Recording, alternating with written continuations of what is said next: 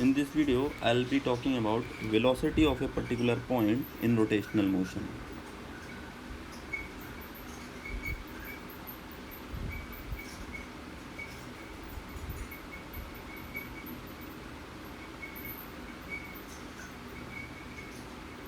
So, let us give an example that there is a body and I'm assuming rolling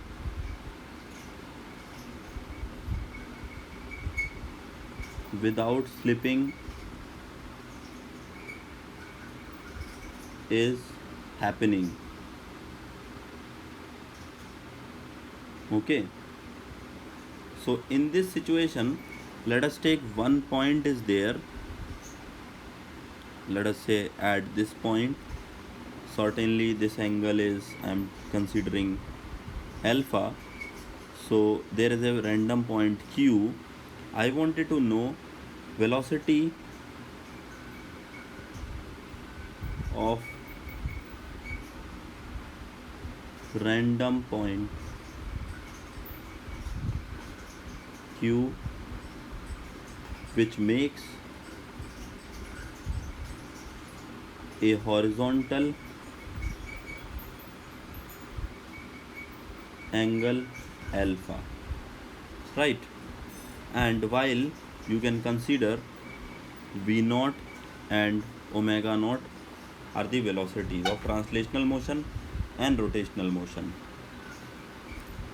So in this scenario, if you see at bottommost point at b, v naught is the velocity due to translational motion, and if you consider this as radius r, then omega naught r is the velocity because of rotational motion, as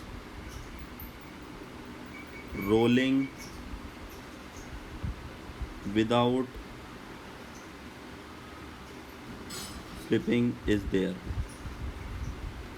That means velocity of point B has to be 0 because ground doesn't move with any velocity. So instantaneous velocity at that point VB will be 0, which is nothing else V naught minus omega naught r will be 0, and that gives us V naught is equal to omega naught r. Perfect. So now you have to see the velocity at point Q.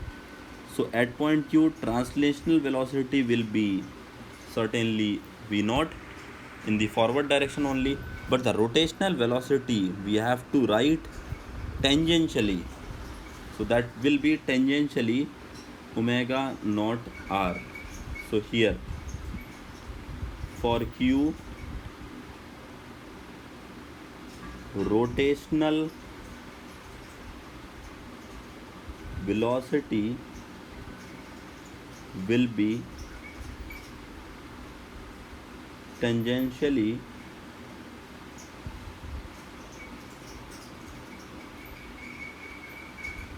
so if that is true, we have to first of all find out the angle. So if you draw this line further, then this angle is alpha, then we can say this angle is going to be alpha, and if that is true, then we can figure out this angle is going to be pi by 2 minus alpha, because this total angle will be 90 degree. And then simply this question is now for the vectors. One more thing I can write, I can replace this omega naught r with v naught only. So now we have to use this formula. Let's say there are two vectors p and q, and the angle between them is, let's say, theta.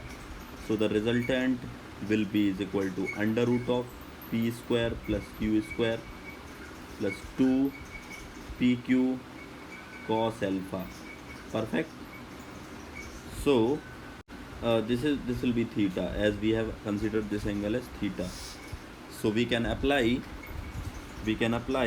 this particular formula here. Then we can obtain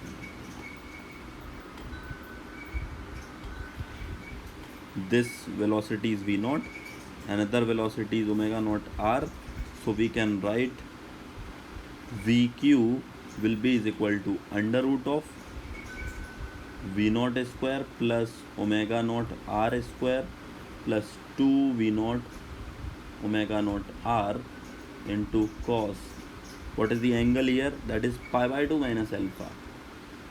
So this is pi by 2 minus alpha.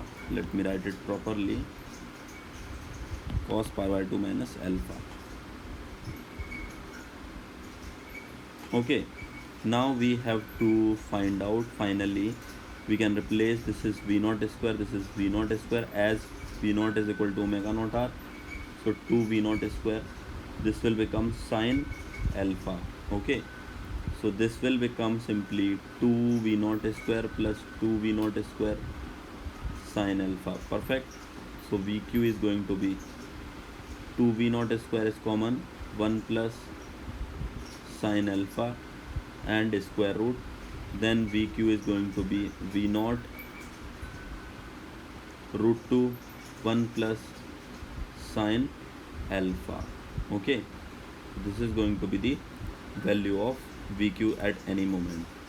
So that's how we calculate the velocity of a point in rotational motion for a particular body which is actually doing rotational motion also and translation motion also. Fine. Yes.